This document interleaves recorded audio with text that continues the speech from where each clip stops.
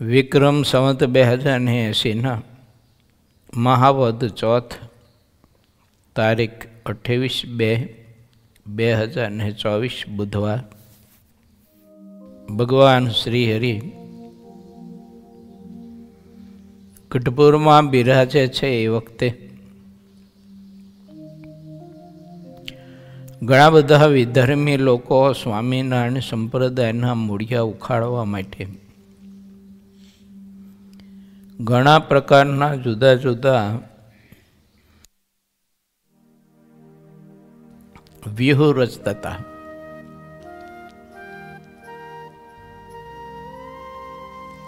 પરંતુ જ્યાં પરમાત્માની ઈચ્છા હોય, પરમાત્માનું બળ હોય, જ્યાં સત્ય હોય, જ્યાં સમર્પણ હોય,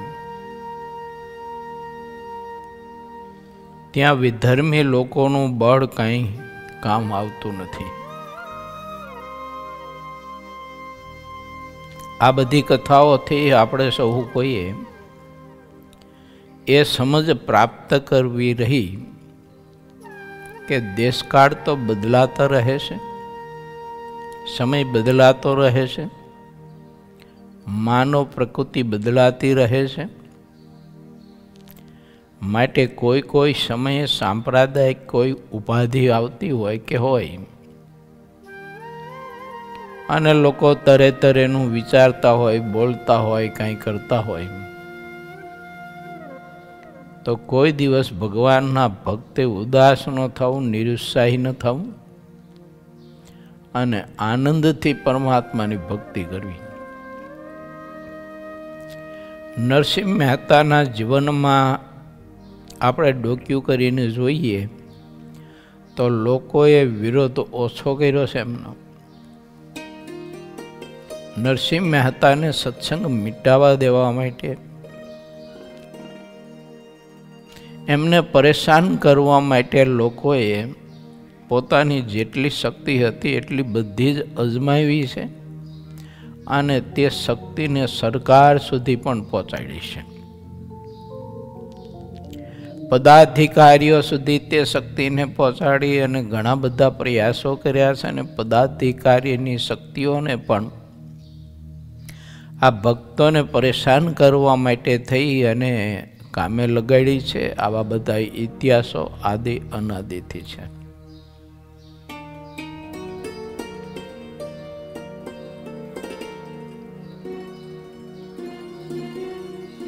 ઉદ્ધવજી,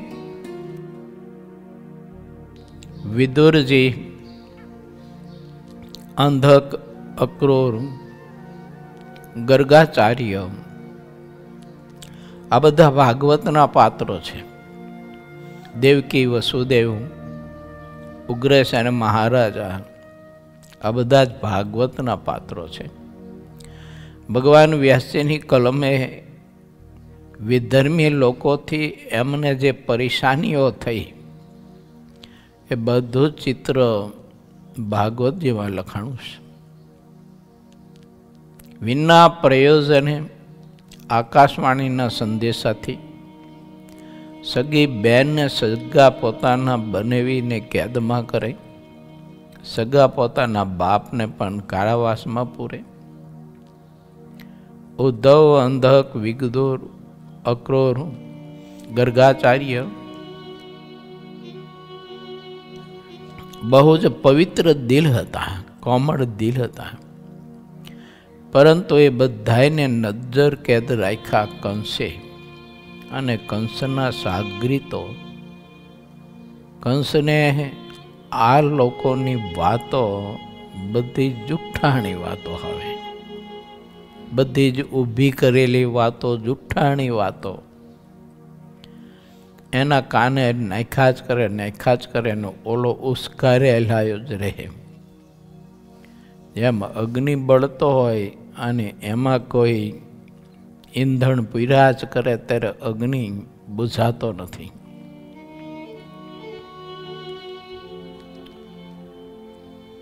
સમયાંતરે દેશકાળ પરિસ્થિતિ જ્યારે એવી હોય ત્યારે અમુક માણસો બધા વિરોધ કરવા માટે, પરેશાન કરવા માટે આવા બધા વ્યૂહ રચતા હોય છે.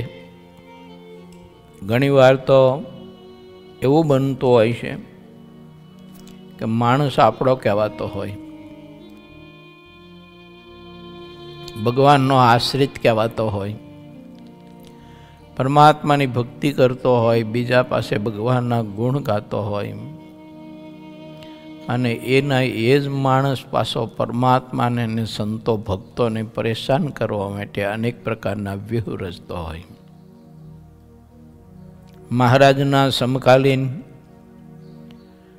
ઘણા બધા એવા પ્રસંગો લખાયા છે કે શ્રી હરિનું ભજન કરનારા, મહારાજનું ધ્યાન કરનારા, મહારાજ જેને બહુ સારું એવું સન્માન આપતા ને એનું માન જાળવતા, આવા ઘણા બધા લોકોએ ભગવાન સ્વામિનારાયણને પરેશાન કરવા માટે, મહારાજના પરમહંસોને પરેશાન કરવા માટે, મહારાજને પરમહંસોના કાર્યને અટકાવવા માટે ને તે કાર્યને વખોડવા માટે ઘણા બધા જ માણસોએ વ્યૂહ રચ્યા અને ઉપાધિઓ કરી. એની બહુ કથાઓ છે.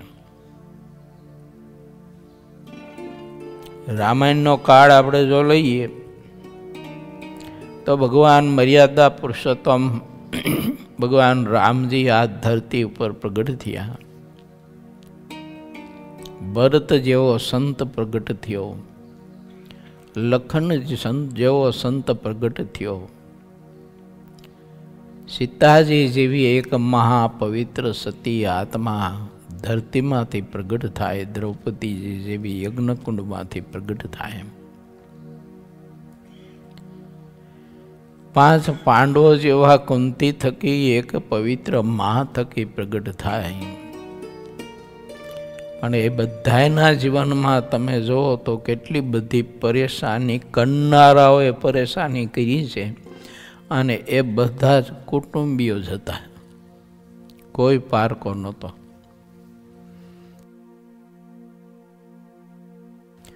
પાંચ પાંડવોને પરેશાન કરનારા બધા જ એના પિતરાઈ ભાઈઓ જ હતા, કુટુંબના જ હતા, કોઈ બહારના નહોતા. ભગવાન રામજીના રાજ્યાભિષેકમાં પથ્થર નાખવા માટે અયોધ્યાની જ મંત્ર હતી, અને રાજ દરબારમાં કૈકેયીની એક માનીતી નજીકની બહુ દાસી હતી. આ બધા નજીકનાઓએ જ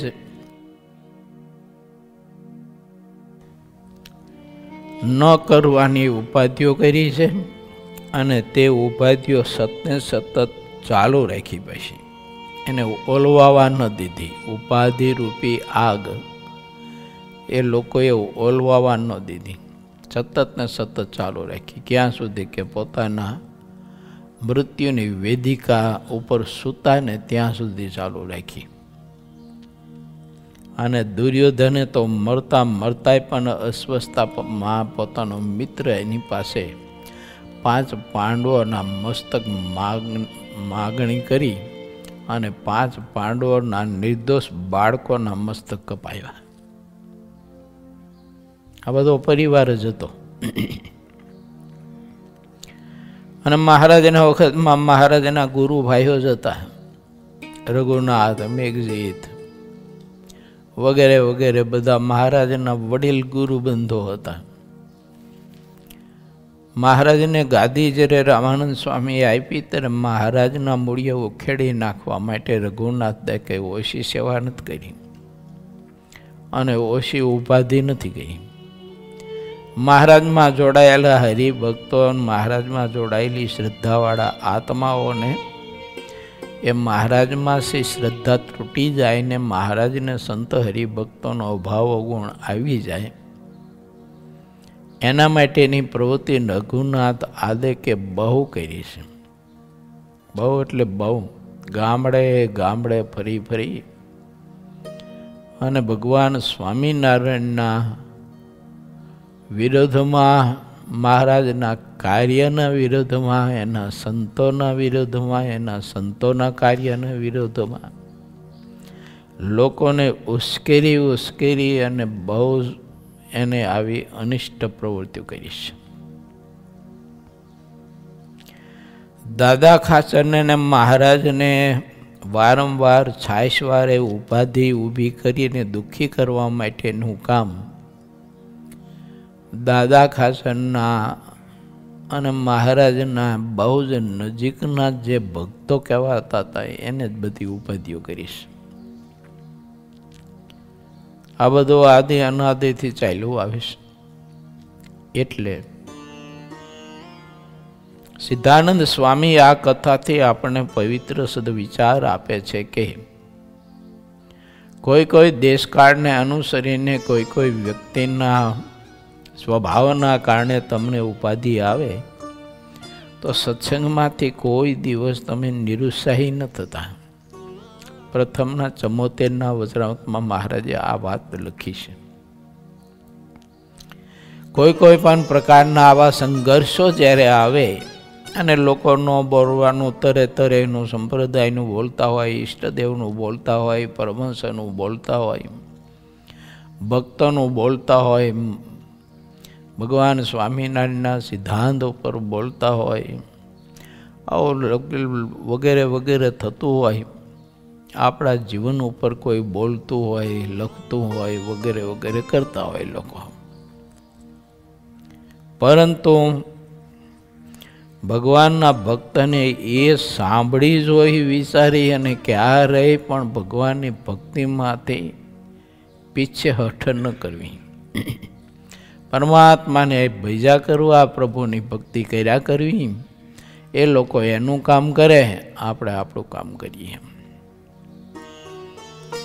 કારણ કે સૃષ્ટિ છે ને ત્યાં સુધી આ રહેવાનું. જ્યાં સુધી સૃષ્ટિ છે ત્યાં સુધી અનેક પ્રકારનો નડતર રૂપ ઉગારો છે ને એ તો પાણીએ ઉગવાનો.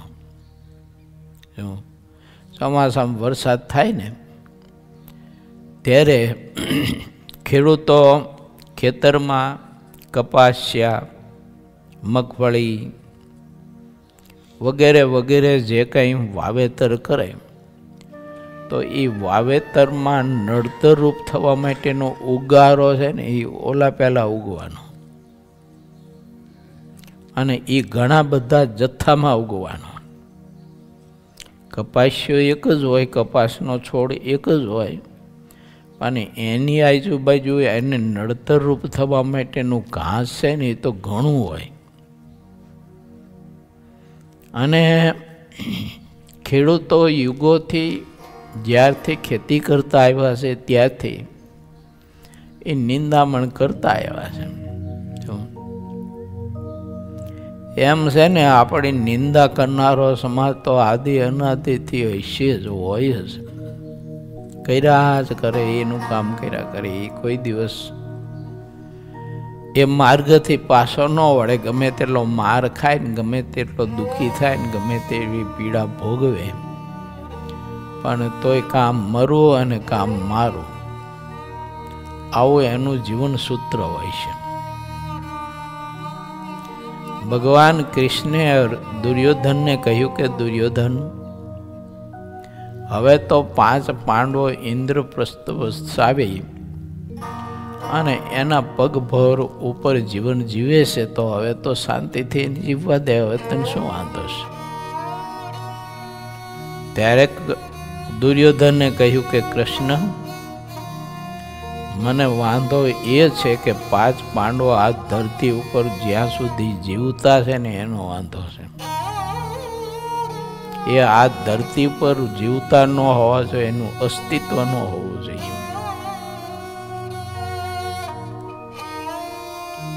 એટલે આવા બધા માણસો આદિ અનાદિથી હોય છે.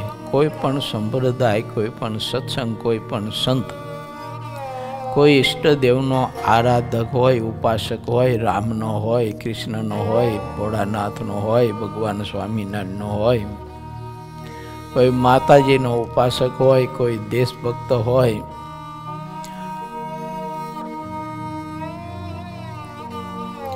તો એની ભક્તિના માર્ગમાં એને અવરોધ કરનારા માણસો એ અવરોધ ના કર્યો હોય એવું જીવન કોઈનું નહીં હોય. તમે જોઈજો, સરદાર વલ્લભભાઈ પટેલે દેશ માટે ઘણું કર્યું, પણ એનું બુરું બોલનારો સમાજને, એનું કાર્ય એને વખોડનારો સમાજ અને એની શક્તિને દબાવનારો સમાજ અને એની શક્તિ દેશ માટે કામ ન લાગવી જોઈએ, દેશનું ભલું ન થવું જોઈએ, એના માટે એ સરદારના સમકાલીન વખતે પણ ઘણો બધો જ આવો ઉગારો હતો એમ. અને એના કારણે જ આપણે બધા અત્યારે પીડા ભોગવી રહ્યા છીએ.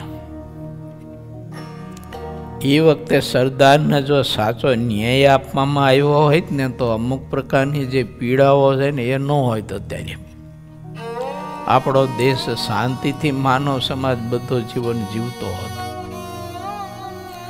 અને આજે વર્તમાન કાળમાં આપણે જોઈએ છીએ તો આપણા લોકલ લાડીલા વડાપ્રધાન નરેન્દ્રભાઈ મોદી સાહેબ, એમની આજુબાજુ કઈ ઉગારો ઓછો નથી કઈ, પરંતુ એનો પંથ કાપે જાય છે, દેશની દેશ બાંધવોની સેવા કર્યા જાય છે શુદ્ધ ભાવથી, અને દેશને ખૂબ જ આદર્શ અલૌકિક ને સમૃદ્ધ બનાવો છે એ સ્વપ્ન લઈ અને ચાલ્યા જાય છે. તો આપણે આ બધા મહાપુરુષોના જીવનમાં તેવા સંદેશા લેવા જોઈએ કે આપણા જીવનમાં આપણો કોઈ વિરોધ ન કરે અને આપણી શક્તિને રૂંધવા માટે કોઈ પ્રયત્ન ન કરે, એવું કાંઈ બને નહીં. એ તો બધું ચાલ્યા જ કરવાનું. ભગવાન શ્રી હરિની ભક્તિ કરવી, પરમાત્માએ આપણને સોંપેલું કામ કરવું, આપણા દેશ બાંધવોની આપણે સેવા કરવી, આપણા દેશ બાંધવોને આપણાથી અપાય એટલા સદવિચારો આપવા, આપણો દેશ સમૃદ્ધ બને, આદર્શ બને, આપણો સત્સંગ આદર્શ બને, સમૃદ્ધ બને, વધુ વિકસે અને વિકસેલા સંપ્રદાયમાં જોડાયેલો સમાજ સર્વાંગી રીતે સુખી થાય, વ્યસનોથી દૂષણોથી મુક્ત થાય, સારા એ પરિવારે સહિત પરમાત્માની ભક્તિ કરી અને આત્યંતિક કલ્યાણને પ્રાપ્ત કરી શકે. એના માટે આપણે જેટલું પૂરાય તેટલું માર્ગદર્શનનું ઈંધણ પૂરવું જોઈએ અને માર્ગદર્શન આપ્યા કરવું જોઈએ ને. એ આપતા આપતા કાંઈક ઉપાધિ આવે તો આપણે નિરુત્સાહી થવું નહીં. વચનામૃત ગ્રંથ એમ કહે છે કે ભગવાનની વાત કરવામાં કાંઈક ઉપાધિ આવે તો ભગવાનના ભક્તને કોઈ દિવસ હિંમત ન હારવી. અને એટલે જ આપણા ગુરુ બ્રહ્માનંદ સ્વામીએ 4 પદની રચના કરી છે. હરિજન સાચા રે જે ઉરમાં હિંમત જાણે, જો વિપતે વરચી કેદી દિન વચન નવ પાખે. એને ક્યારેય જેની દુઃખી ન થાય અને ક્યારેય પણ મોરું વચન ન બોલે. એ તો આનંદથી ભગવાનની ભક્તિ કરે અને પરમાત્માનો સંદેશો બધે જ પ્રચાર કર્યા કરે, એ સંદેશો બધે વેચા કરે. અને આટલા વાસ્તે મહાપુરુષે આપણે બતાવ્યું છે કે મોટા પુરુષો જે હોય ને એને આપણને જે રાહ બતાવ્યો હોય અને જે અમૃત પીરસ્યું હોય તો એના વચનોની હાર કરી રાખવી. એમ ગુણાતીતાનંદ સ્વામીએ 3જા પ્રકરણની વાતોમાં અને 7મા નંબરની વાતમાં લખ્યું છે. પ્રકરણ 3 વાતા નંબર 7. સ્વામી એમાં લખ્યું છે કે મોટા પુરુષોના શબ્દોની હારો કરીને તપાસવી, એમનો મત શું છે, એ શું કરવાનું કહે છે, કેવું જીવન જીવવાનું આપણને કહે છે અને એ કેવી રીતે વર્તે છે એની હાર કરી રાખવી પડે, નોંધ કરવી પડે, ડાયરીમાં લખવું પડે કે મોટા પુરુષ જીવન આવી રીતે જીવે છે, આવો એમનો મત છે અને આવું આપણી પાસે તે કરાવવા માગે છે. બધા મોટા પુરુષો થઈ ગયા ને ઘણા બધા, એના શબ્દોની કોઈ હાયરો કરી નહીં, એનું જીવન કોઈએ લખ્યું નહીં અને એ કેમ વર્તતા હતા એની કોઈ નોંધ ન કરી, લખ્યું નહીં, એટલે બધા જ એનાથી વંચિત રહ્યા. મહાપુરુષોનું જીવન કેટલું બધું, એની રહેણી કહેણી, બેસવાનું, બોલવાનું, ઉઠવાનું, જાગવાનું, વ્યવહારો કરવાના, જીવને સત્સંગ કરાવવાનો, સત્સંગ કરાવતા કરાવતા એ જીવનું કેટલું બધું એ મહાપુરુષો સહન કરતા હોય, એના સ્વભાવને કેટલા બધા એ સહન કરતા હોય. એ મોટા પુરુષો જીવના કલ્યાણ માટે કેટલું કેટલું ઝેર પીતા હોય. આની કોઈ નોંધ કરી નહીં, કરે તો ખ્યાલ આવે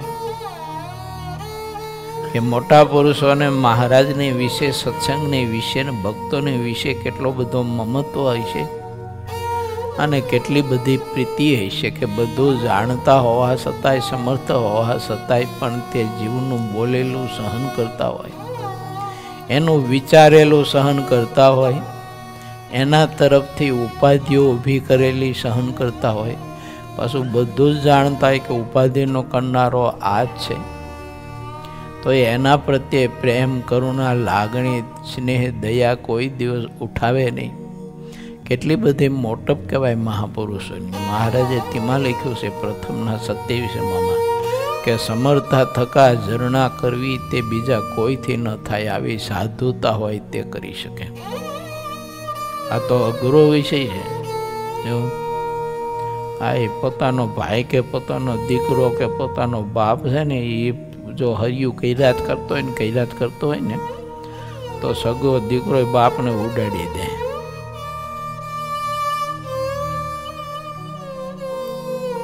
સગો બાપ હોય ને તો દીકરાને ઉડાડી દે, જરાય સહન ન કરે.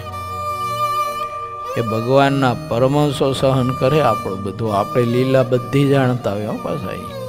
જો આપણે કંઈક હરિયું કરતા હોય, આપણા સ્વભાવ હોય, મહારાજની આજ્ઞા લોપીને કેટલો અધર્મ કરતો હોય, આજ્ઞા લોપીને ઘણું બધું ન કરવાનું પાપ કર્મ કરતો હોય, આ બધું જ મહાપુરુષો પાછું આપણું અતથી ઇતિ જાણતા હોય. તોય આપણા ઉપર એટલી બધી કરુણા ને પ્રેમ ને દયા રાખતા હોય છે, તોય આપણું કથા કીર્તનથી પોષણ કર્યા જ કરતા હોય છે. તો આવું કંઈક મહાપુરુષોનું વર્તન ને જીવન હોય ને તો લખવું પડે, ને તો એ મહાપુરુષ આ ધરતી છોડીને વયા જાય ત્યારે એને ભેડું આ બધું વયું જાય, પછી એમાંથી આપણને કશો કોઈ સંદેશો પ્રાપ્ત ન થાય. એની નોંધ એટલા માટે કરવી પડે કે આવા પુરુષો, આવા મહાસમર્થ હતા, તો એ સત્સંગ માટે આટલું સહન કરતા હતા અને તોય જીવના કલ્યાણ માટે કેવી દયા રાખતા હતા. એમનું જીવન કેટલું બધું સરળ હતું, સદાચારી હતું અને કેટલો બધો લોકોને પ્રેમ આપતા હતા, કેટલો બધો પ્રેમ આપતા હતા. એને કઈ બોલાઈ ન શકાય એટલો બધો પ્રેમ આપતા હતા. ઘણા બધા મોટા પુરુષોનો મળેલો પ્રેમ હોય ને, એ એના આશ્રિત વર્ગ નોંધ લેનારા હોય ને, સુજ્ઞ પુરુષો, બુદ્ધિશાળી અને મન કર્મ વચને કરીને તે સંત પુરુષને અનુસરતા હોય ને, એનું મહાત્મય હોય ને, એ બહુ નોંધ લેતા હોય છે. ખડ જેવા હોય એને તો કઈ નોંધ હોતી નથી એની,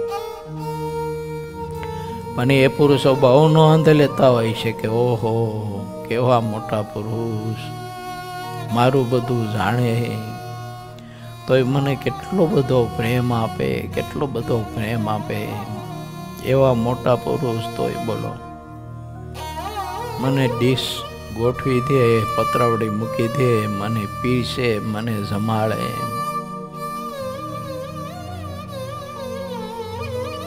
એક એક વાત હું જમવા બેઠો હોય તો બધું જ લક્ષ્યમાં રાખે.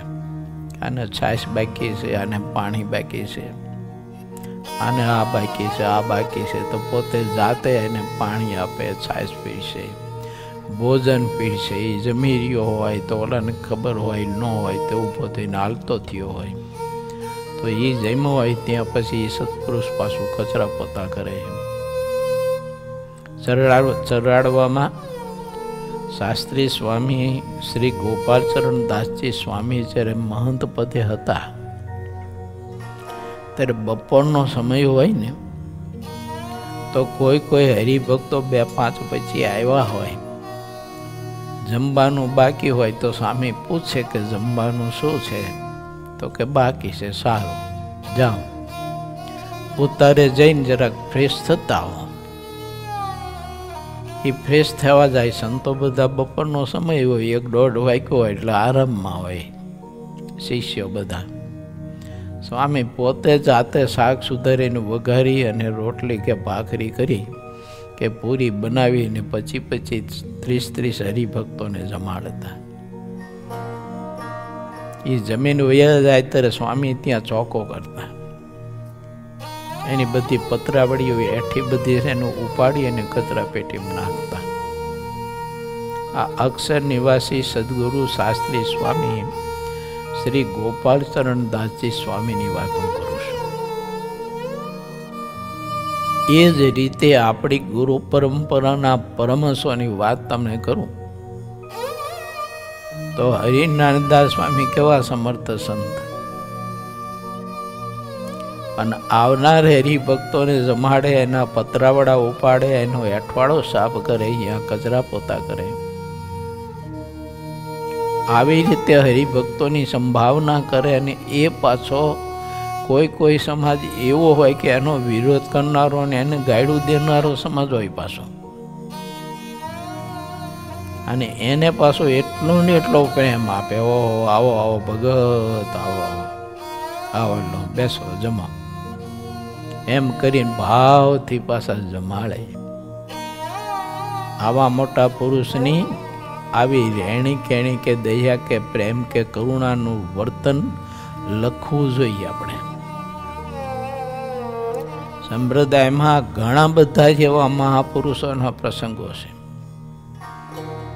કે એનું બુરું બોલનારા ને એને ગાયરો દેનારા ને એની નિંદા કરનારા અને એમાંથી હરિભક્તોની શ્રદ્ધાને તોડાવનારા ભક્તો જે હતા ને એની પણ એ મહાપુરુષો એવા જ પ્રેમ ભાવથી સેવા કરતા હતા. તો આ એક પ્રકારનો ગ્રંથ છે, સાહિત્ય છે, શાસ્ત્ર છે.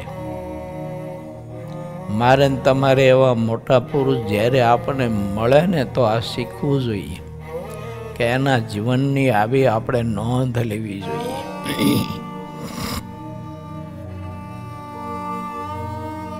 ભીખ માગી માગી અને મંદિરોના નિર્માણ કર્યા હોય, પાયા પોતે જાતે ગારીને ચણતર કર્યા હોય ને શરીર તૂટી જાય એટલી મહેનત કરી હોય, અને મંદિરના નિર્માણો કરી દીધા હોય, મંદિર તૈયાર થાય એટલે કોઈ રજોગુણી તમોગુણી માણસો તરત વિરોધ કરે, તમારા મંદિરમાં નહીં આવવાનું કોઈ દિવસ. તો એ મહાપુરુષો એના પ્રત્યે પ્રેમ રાખે. બોલો, એ મંદિરમાં તો ન જાય અને ઓલા પ્રત્યેનો પ્રેમ ન ઉઠાવે, વિરોધી પ્રત્યેનો.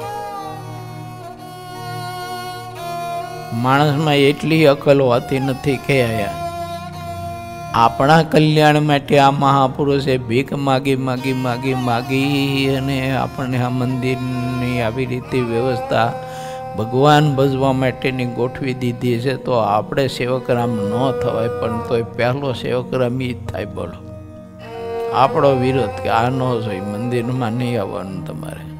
સારું બાપા. આવા આપણા ઘણા બધા પરમહંસો થઈ ગયા અત્યારે હોય કે સત્સંગ માટે એને ઘણું બધું કર્યું, પણ સત્સંગે એને વળતરમાં કાંઈ ન આપ્યું ઉપેક્ષા સિવાય. આખી જિંદગી સત્સંગ માટે, સત્સંગીઓ માટે, મંદિર માટે, સંસ્થા માટે બિચારે આખી જિંદગી પોતાનું શરીર ઘસી નાખ્યું હોય, આખી જિંદગી એમાં સમર્પણ કર્યું હોય, અને એને શારીરિક કોઈક બીમારી જો આવી હોય તો એ સમાજ કોઈ સામું જોવે નહીં, પાણીનું કોઈ પૂછે નહીં બિચારાને. આવું પણ દર્શન મેં કર્યું છે. આપણને તો આશ્ચર્ય થાય કે રે આટલો બધો સમાજ સ્વાર્થી. આપણને દેખાય કે સેવકરામની ગેરહાજરી અત્યારે નથી, એમ કે આટલું સત્સંગ માટે કર્યું તો કોઈ સત્સંગમાં કોઈને દયા નહીં, આટલી દયા નહીં. બિચારા બીમારીમાં પીડાતા હોય, દુઃખી થતા હોય, કોઈ શિષ્ય વર્ગ હોય નહીં, સેવક હોય નહીં, કોઈ સેવા કરનારા, દર્દની પીડા હોય, ખાવા પીવાનું મળતું ન હોય, કોઈ લોકોને દયા ન આવે. બોલો, આપણને એમ થાય કે આ બધા જ લોકોનું શું થાય કે બસ દિલમાં આટલો પ્રેમ, દયા, કરુણા, સ્નેહ આટલું નહીં. મોટા પુરુષોના જીવન લખવા જોઈએ, એનો સ્વભાવ લખવો જોઈએ, એની દયા, કરુણા, પ્રેમ લખવા જોઈએ, એની હાયરો કરવી જોઈએ, તો પોતાની ખ્યાલ આવે કે મારું કેટલું બધું સહન કરીને પણ મારું કલ્યાણ આ મહાપુરુષે સતત ને સતત વાંચ્યું છે. મતલબ કે મારું કલ્યાણ બગડે નહીં, એના માટે આ મહાપુરુષે મારા માટે થઈને કેટલો બધો ભોગ આપ્યો છે, કેટલો સમયનો ભોગ આપ્યો છે. આ બધું લખવું જોઈએ. નથી લખતા એટલે આપણને એનું મૂલ્ય નથી સમજાતું, કિંમત નથી સમજાતી. અને એ બાબતમાં આપણે બિલકુલ હાવે કંજૂસ છીએ, લોભી છીએ, આળસુ પ્રમાદી છીએ, અને એ બાજુમાં કહેવું હોય તો કહી શકાય કે હાવ હરામી છીએ આપણે. કે કોઈ દિવસ આપણને સંકલ્પ ઉઠતો નથી કે આવા મોટા પુરુષોના શબ્દોની હારો કરવી, એ શું કરવા માગે છે, કરાવવા માગતા હતા, એમનો મત શું છે, એ કેમ વર્તતા હતા, એમનું કેવું જીવન હતું. મેં તો ઘણા બધા મોટા મહાપુરુષોને આવા જીવનની નોંધ બહુ લીધી છે. મેં જો મારા મગજની ડાયરીમાં છે ને, મેં આવું બધું બહુ સંઘર્યું છે. સંઘરવું જોઈએ, એમાંથી આપણને મળે. અને એ સંઘર્યું હોય તો આપણને ક્યારેય પણ કોઈ પણ પ્રકારનો અહંકાર ન બંધાય, માન ન બંધાય. તમે ચાહે એટલી ભક્તિ કરો ને, ચાહે એટલી સેવા કરો ને, ચાહે એટલી તપસ્યા કરો ને, તો એ તમને એમ જ થાય કે હું કશું કરતો જ નથી, મારાથી કશું થયું જ નથી, થતું જ નથી મારાથી. આવો જે સદવિચાર છે ને, એ મહાપુરુષોના જીવનના મેં ને તમે પ્રસંગો નોંધ્યા હોય ને, એમાંથી આપણને અર્ક પ્રાપ્ત થાય. નહીં તો થોડું કરીને તો એ અભિમાનનો પાર ન રહે આપણને. થોડું વજન કરીને, થોડી સેવા કરી તો અભિમાનનો પાર ન રહે આપણને. ગુણાતીતાનંદ સ્વામી જેવા મહાપુરુષોના આ બધા શબ્દો છે, ગોપાળાનંદ સ્વામીના આવા બધા શબ્દો છે, બ્રહ્માનંદ સ્વામી, મુક્તાનંદ સ્વામી, નિષ્કુળાનંદ સ્વામીના આવા બધા શબ્દો છે. અને અહીં આપણે વાંચીએ છીએ ને સાંભળીએ છીએ, પણ કરતા નથી. ખબર નહીં, મગજ કામ નથી કરતું એ બાજુમાં આપણું. આવું શુષ્ક મગજ માણસનું રહેતું હોય છે. વિચારીએ કે ભગવાન સ્વામિનારાયણે કેટલી બધી ઉપાધિમાં પણ ભારતીય માનવ સમાજનું કેવી રીતે કલ્યાણ થાય અને મારા દેશનો આ દેશ બાંધવ આ ભારત દેશનો માનવ કેવી રીતે દુઃખમાંથી મુક્ત થાય અને કઈ રીતે એનું કલ્યાણ થાય. આવું ભગવાન શ્રી હરિએ પોતે ને પોતાના પરમહંસો પાસે ઘણું બધું કાર્ય કર્યું ને કરાવ્યું છે અને કરાવી રહ્યા છે. માટે આપણે સૌ કોઈએ તેનું મૂલ્ય સમજવું અને મોટા પુરુષને સમજવા માટે પ્રયત્ન કરજો. થાપ ન ખાઈ જતા, બોલ ન ખાઈ જતા.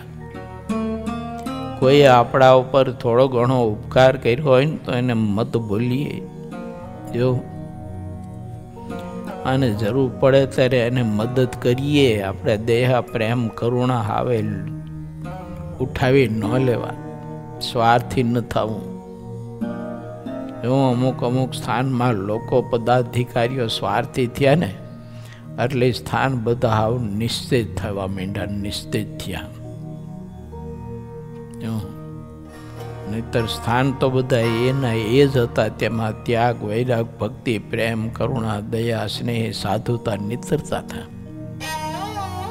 એ સ્થાનની દિવાલોના પથ્થરમાં બધા આવા કરુણા, પ્રેમ, દયા, સ્નેહ, નિત્રતા હતા. આજે તો બધું શુષ્ક થવા માંડ્યું, ડોખ્ખું થવા માંડ્યું. કારણ કે ઓલું બધું ચૂસાઈ જવા માંડ્યું ને, નરો સ્વાર્થ ને અધિકારનો લોભ, બીજું કશું જ નહીં. હું જ છું કાંઈક, બાકી તો દુનિયામાં કોઈ છે જ નહીં.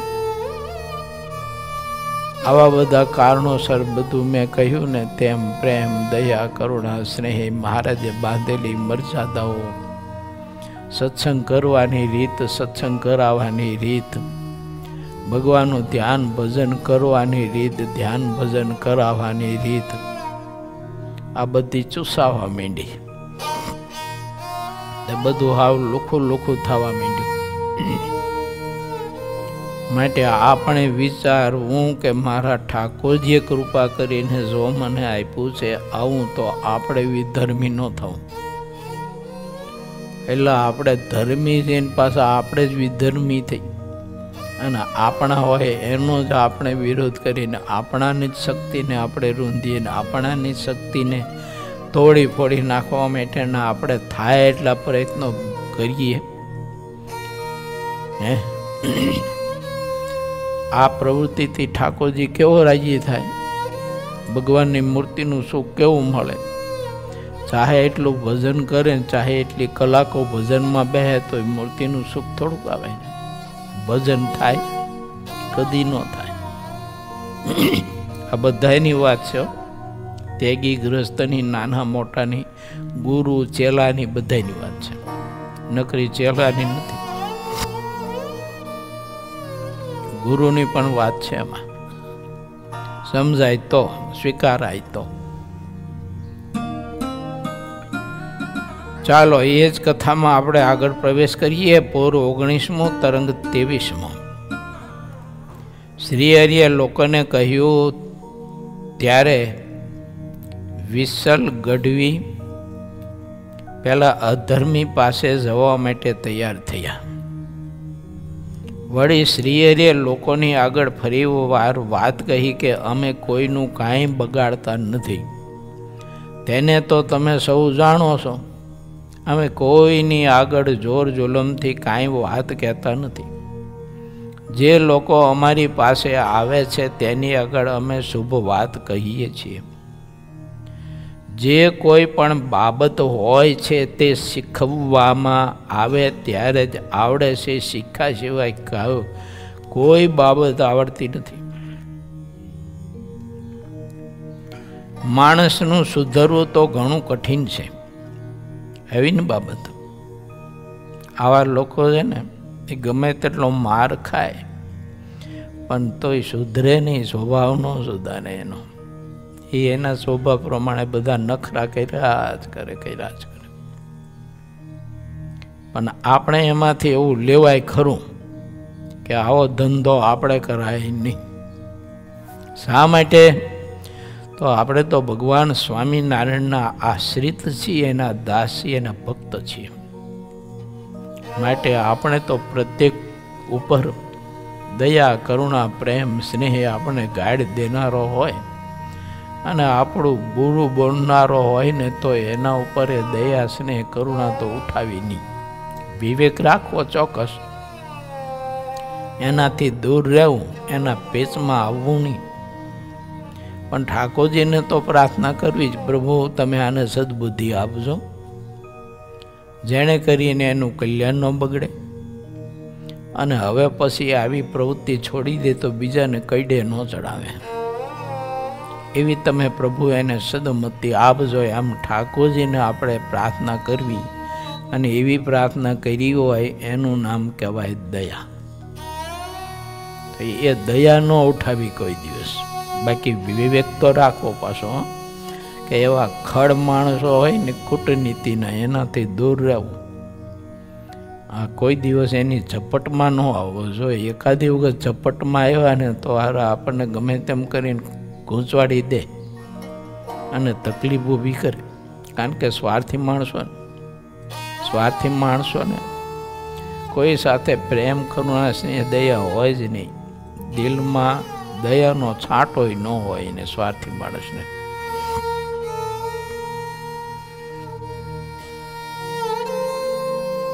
આવી બધી પરિસ્થિતિનું બહુ દર્શન કર્યું છે ને, એટલે આપણે હોસ્પિટલ નિર્માણ કરવાનું વિચાર્યું ને, ત્યારે હોસ્પિટલમાં 2-3 એવા રૂમ સંતોની સેવા કરવા માટેની વ્યવસ્થા ગોઠવાની ભલામણ મેં ભક્તવત્સલ સ્વામીને પહેલેથી કરી હતી કે 2-3 રૂમ એવા તમે બનાવજો આમાં, એવી સગવડતાવાળા કે કોઈ સંત હોય, પાછો આપણો સ્વામિનારાયણ સંપ્રદાયનો જ હોય એવું નહીં, કોઈ ભગવાનના એવા સંત હોય તો એ સંતની સેવા કરવી આપણે. કારણ કે સ્વાર્થી સમાજ તો પછી એનો સ્વાર્થ પૂરો થયો એટલે એની સામે કોઈ જોતું નથી. ઓલાને પારા બહાર બિચારાને પીડા હોય છે, દુઃખ હોય છે. તો આવી પરિસ્થિતિમાં કોઈ હોય તો એની સેવા પરિચર્યા આપણે કરવી. એમ આપણે આ હોસ્પિટલ જે આપણે કરવા જઈ રહ્યા છીએ ને, એમાં એક આવો ભાવ પણ રાખ્યો છે, રાખવો જોઈએ પ્રત્યેકે. હું તો કહું છું, જો જ્યારે કોઈ સામે ના જોવે તે દિવસે આપણે એના થવું. કોઈ ન રહ્યા હોય, મટી ગયા હોય ને સ્વાર્થે કરી અને સંબંધ તોડી નાખ્યો હોય ને જરાય દયા જ ન હોય, તો એને આપણે સેવા પરિચર્યા કરીને પ્રભુનો ને એનો રાજીપો મેળવો. આનું નામ કહેવાય ભક્તપણું, આનું નામ કહેવાય સાધુતા, સજ્જનતા, કોમળતા, કરુણા, દયા, પ્રેમ. ભગવાન આપણી પાસે આવું ઈચ્છે છે, મોટા પુરુષો આપણી પાસે આવું કરાવવા ઈચ્છે છે. એની નોંધ કરી હોય તો ખબર પડે ને આપણને કે મોટા પુરુષો આપણી પાસે શું કરાવવા માગે છે. પણ નોંધ તો કરતા નથી.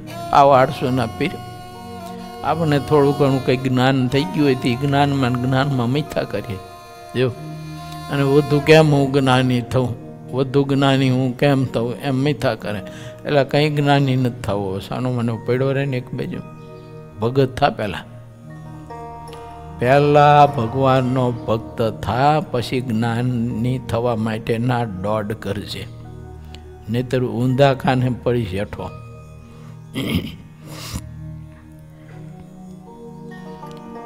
જે જેવી બાબત હોય તેના તેવા ગુરુ હોય છે ને તે જ્યારે સાક્ષાત મળે છે ત્યારે તેનાથી કામ થાય છે.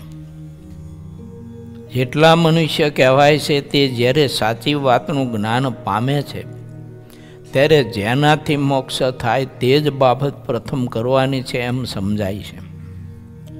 મોક્ષ સિવાયની જેટલી વાતો હોય છે તે બધી ભરણ પોષણ માટેની હોય છે.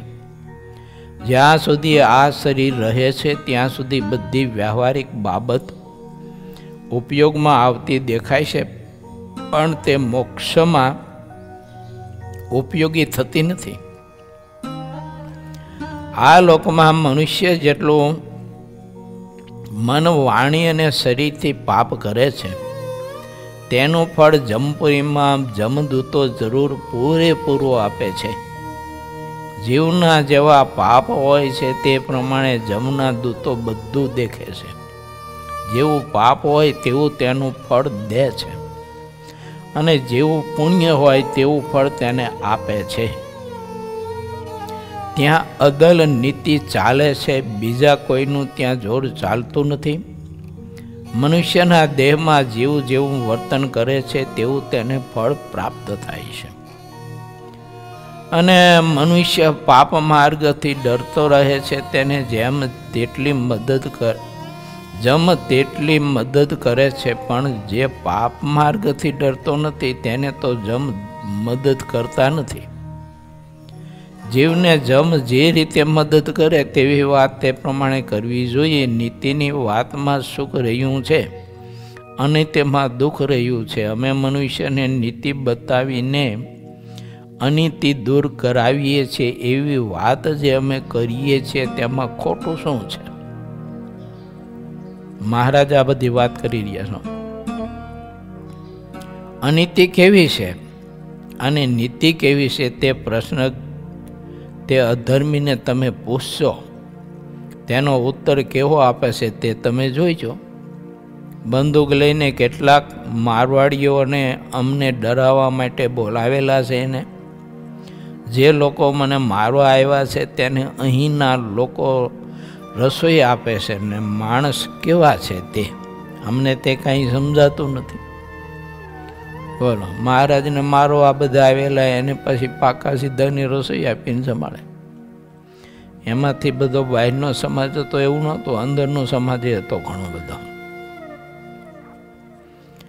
જે માણસનું જેવું હૃદય હોય તે જ્યારે કામ પડે છે ત્યારે દેખાઈ આવે છે. અને મનુષ્યને નીતિ ઉપર જેટલો ભાવ છે તે પણ કામ પડે ત્યારે દેખાઈ આવે છે. તે અધર્મી અહીં આવ્યો છે તેથી બધું જોવાનો મને લાભ થયો છે, અને તે ન આવ્યો હોત તો મને દેખાત નહીં. અહીંયા જેટલા લોકો રહે છે તેનો ભાવ પણ દેખાઈ આવ્યો છે. અમે તે સહુને ઓળખીએ છીએ, તેઓ જેવા હતા તેવા દેખાય. અને હવે જ્યારે અંગ્રેજ સાહેબ મળશે ત્યારે અમે બધા એ લોકોનું રૂપ તેમને બતાવી દઈશું અને તેના સાક્ષીના રૂપમાં તમને લખાવશું.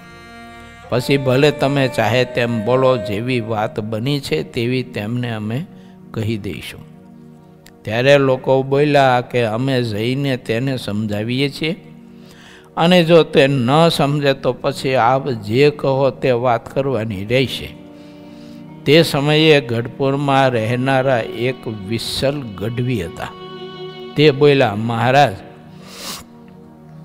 હું આપનો દાસ છું. મારી આગળ તે અધર્મી તો ઘાસ જેવો છે.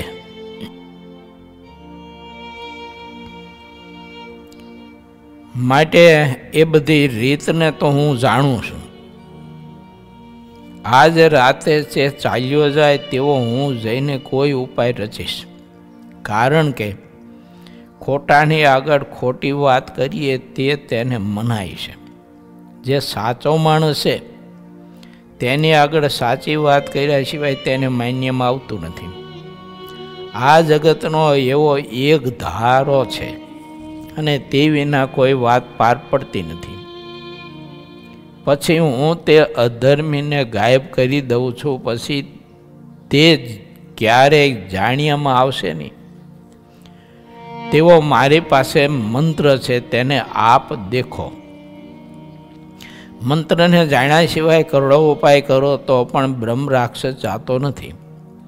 તે કેટલાય મદદગાર રાખતો હોય છે. મહારાજ, આપ તો ભગવાન છો, આપનાથી કાંઈ વધારે કોઈ સમર્થ છે નહીં. મારી બુદ્ધિમાં જેવું જણાય છે ને તેવું હું દેખું છું. જેટલા દૈત્યો પૂર્વે થયા હતા તેનો આપે વધ કર્યો હતો તેને સૌ લોકો જાણે છે. તે વાત અત્યારે શાસ્ત્રમાં પ્રગટ રહી છે. આપમાં જેટલું સામર્થ્ય છે તેને બધા વેદ પુરાણો પણ કહે છે. આપના સામર્થ્યને સાંભળે છે છતાં તેમ મનાતું નથી, તેથી તેમને દૈત્ય કહેવાય છે. આપના ચરિત્રોમાં જેટલું સામર્થ્ય જેને દેખાય છે તેટલા તે લોકો આપને ભજતા રહે છે, અને જેટલા આપને ભજે છે તેટલા ભક્ત કહેવાય છે, અને જે નથી ભજતા તેટલા તે બધા પશુ લખાણા છે. જે લોકો આપને નથી ભજતા તેને હું નરાધમ કહું છું. દેવ, મનુષ્ય અને દૈત્યમાં ચાહે તેવો કોઈ મહાન સમર્થ હોય, અને અહીંયા તે લોકો ચાહે તેવો તમાશો કરે, પણ તે બધા કાળના એક ખોળિયા રૂપ છે. જ્યારે અહીંયા કાળ નજર સમક્ષ આવેલો દેખાય છે ત્યારે અહીંના સુખ માત્ર સ્વપ્ન જેવા થઈ જાય છે.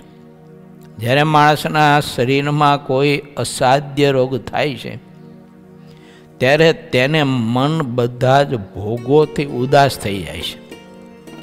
પછી તે મનુષ્યમાં કાંઈ સામર્થ્ય રહેતું નથી, બધું જ દૈવ આધીન રહ્યું છે. હે નાથ, જીવવું ને મરવું તે કોઈના હાથમાં નથી એમ હું પોતે માનું છું. તે અજ્ઞાન રૂપી અંધારાથી અવરાઈ ગયેલા હોવાથી ચાહે તેમ બોલે છે. આપ તો હંમેશા નિર્દોષ રહ્યા છો અને સામાન્ય મનુષ્યના દોષને દેખતા પણ નથી. આપ ક્યાં અને બીજા મનુષ્ય ક્યાં? સામર્થ્યમાં ઘણો ફરક રહ્યો છે. દિવસ અને રાત્રિમાં જેટલો ફરક છે તેટલો આપમાં સામાન્ય મનુષ્યમાં ફરક છે. કઈ સત્પુરુષના યોગ વિના કોઈ મનુષ્યનું અજ્ઞાન રૂપી અંધારું ટળતું નથી. ગૌ હત્યા, ગુરુ હત્યા, ગુરુ પત્નીનો સંગ ઇત્યાદિ મહાપાપ તથા નીચ માણસનો સંગ તે બધા પાપો કરતાં સૌથી મોટું પાપ સત્પુરુષની સાથે દ્વેષ રાખવો તે છે. સત્પુરુષનું જેટલું સન્માન કરીએ તેટલું પુણ્ય હંમેશા મળે છે. જે મનુષ્ય સત્પુરુષનું જેટલું સન્માન કરે છે તેનું તેટલું પાપ જરૂર દૂર થઈ જાય છે. વિશલ ગઢવીએ કહ્યું કે હે હરિ, જે દિવસથી આપનો મને સાક્ષાત યોગ થયો છે ત્યારથી હું આટલી વાત સમજું છું. ઇતિ શ્રી સહજાનંદ સ્વામી શિષ્ય સિદ્ધાનંદ મુનિ વિરચિત શ્રી હરિચરિત્રામૃત સાગરના 19 પૂરમાં શ્રીહરિએ લોકોને કહ્યું ત્યારે વિશલ ગઢવી ગેબી પાસે જવા તૈયાર થયા. એ નામે 33મો તરંગ સમાપ્ત થયો.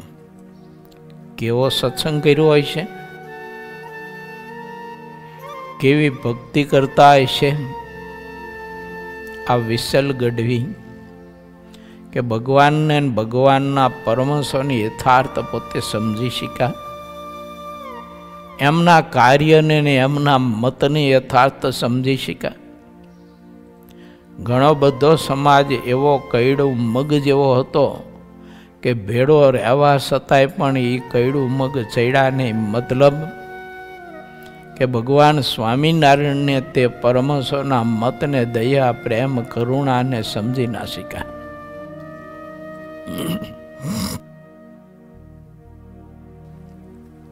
કુકરમાં નાખીને મગ બાફતા હોય ને તે મગમાં ઘણા છે ને મગના દાણા એવા હોય, કૈડું મગ કહેવાય.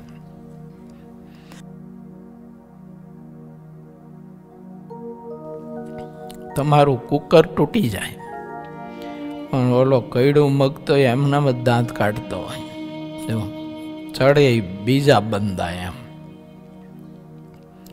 રહેતો હોય, ભેગો ભગવાનના ભેળો જ રહેતો હોય, મોટા સદગુરુ ભેળો જ રહેતો હોય, પણ હોય કૈડું મગનો દાણો એટલે એ ચડે નહીં કોઈ દિવસ. માટે સત્સંગ તો એવો કરવો, ભક્તિ તો એવી કરવી કે વિસલ ગઢવીએ જેવી કરી અને જેવી સમજણ કેળવી, તો એવી સમજણ કેળવી અને પરમાત્માની ભક્તિ કરવી, ભગવાનના ભક્તની સેવા પરિચર્યા કરવી, સત્સંગની સેવા પરિચર્યા કરવી.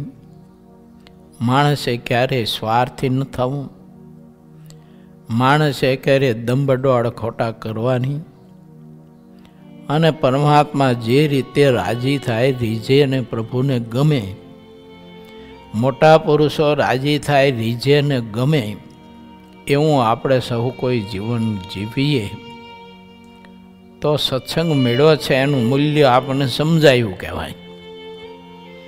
અને એમાંથી જે આપણે પ્રાપ્ત કરવાનું છે તે મોક્ષરૂપી ફળ આપણે પ્રાપ્ત કરી શકીએ. નહીતર મેં કહ્યું તેમ કયડું મગની જેમ એ કોરો ને કોરો રહેવાનો, સત્સંગમાં હોવા છતાંય પલળવાનો નહીં. મહારાજે આપણને અવસર આપ્યો છે અને આવા સદવિચારો મહાપુરુષો આપણને આપે છે કે એમ મારા ભાઈઓ થોડુંક વિચારજો. ભગવાને સત્સંગનો યોગ આપ્યો છે, સંતોનો યોગ આપ્યો છે, આટલું બધું શ્રેષ્ઠ પરમાત્માએ કલ્યાણ સિદ્ધ કરી શકીએ એના માટે સુખ આપ્યું, યોગ આપ્યા છે. માટે તમારું જે કંઈ નક્કી કરેલું હોય એને બાજુ પર મૂકી ભગવાનને મોટા પુરુષ નક્કી કરે એમ રહેજો, એમ વર્તજો, એ વર્તાવે તેમ વર્તજો. અને મોટા પુરુષના જીવનનું દર્શન ખૂબ જ નીરખીને કરજો કે એ ચાલે છે તો કેવી રીતે ચાલે છે, એ બેસે છે તો કેવી રીતે બેસે છે, ભોજન કેવી રીતે કરે છે, એની રહેણી કહેણી, જાગવાનું, ઉઠવાનું, પૂજા પાઠ, ધ્યાન, કથા, કીર્તન વગેરે વગેરે આની ખૂબ જ ઊંડાણપૂર્વકનું ચિંતન કરી માણસે નોંધ લેવી પડે. તો એ આપણને છે ને બહુ અતિ સુખરૂપ થાય. જે સાહિત્યમાંથી ન મળે ને એ એવા અનુભવી મોટા પુરુષના જીવનમાંથી મળે મને તમને. કારણ કે અનુભવ અને અંદાજ બેમાં ઘણો બધો તફાવત છે. માટે અનુભવી પુરુષોમાંથી આપણે સહુ કોઈ આવું કંઈક પ્રાપ્ત કરવું એના માટે થોડીક આપણે પરમાત્માએ આપેલી વાપરવી શું બુદ્ધિ. આમ તો ઘણી જગ્યાએ વાપરતા જ હોય છે, ના જરૂર અહીંયા બધે દોડા પણ તો બહુ કરતા હોઈશું આપણે. પણ જ્યાં વાપરવાની જગ્યા હોય ને ત્યાં ઘણી વખત બુદ્ધિનો આપણે ઉપયોગ નથી કરતા. પરિણામે ઠાકોરજી આપેલું હોય ને એનાથી આપણે વંચિત રહીએ છીએ. સિદ્ધાનંદ સ્વામીએ આપણને વિસલ ગઢવીના જીવનથી બહુ સદવિચારો આપ્યા કે આવો સત્સંગ કરજો, આવો મહાત્મય સમજજો તો તમારું જીવન કૃત થઈ જશે. શ્રીપતિમ સિદ્ધરમ સર્વદેશ્વરમ ભક્તિધર્માતુજમ વાસુદેવમ હરે માધવમ કેશવમ શ્રીકામધામ કારણમ સ્વામિનારાયણમ નીલકંઠમ ભજે સહજાનંદ સ્વામી મહારાજની.